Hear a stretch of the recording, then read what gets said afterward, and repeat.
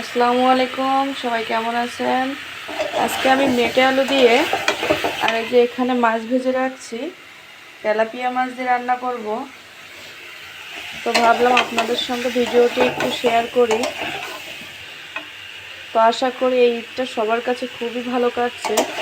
ঈদে সবাই খুবই আনন্দ করেছেন, আলহামদুলিল্লাহ আমারও খুবই ভালো কাটছে। তো ঈদের সময় কিন্তু একটানা মাংস খেতে খেতে আর কিন্তু ভালো লাগে না। এজন্য আজকে ভাবলাম একটু কোনো তরকারির আইটেম করি। এজন্য এই যে মেটে আলু দিয়ে আর মাছ দিয়ে আজকে রান্না করছি। মেটে আলুর তরকারি আমার কিন্তু খুবই পছন্দের একটা তরকারি।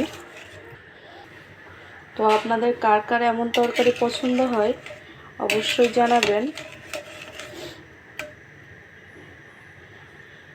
মেটে আলুতে একটু ঝোল বেশিই লাগে, কারণ সিদ্ধ হতে সময় লাগবে। মেটে আলুগুলো বেশ কিছুক্ষণ জাল দেওয়ার পরে খুব ভালো করে সিদ্ধ হয়ে গেছে। এবার আমি মাছগুলা দিয়ে দেব।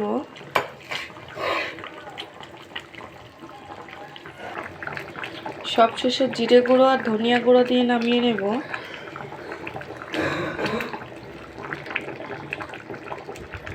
তো অল্প সময়ের ভিতরে কিন্তু মেটে আলুটা খুব সুন্দর তাড়াতাড়ি রান্না হয়ে গেল আর খুব ভালো গলে গেছে। তো আশা করি আপনাদের ভিডিওটি ভালো লেগেছে। তো ধন্যবাদ কষ্ট করে শেষ পর্যন্ত ভিডিওটি দেখলেন। আসসালামু আলাইকুম।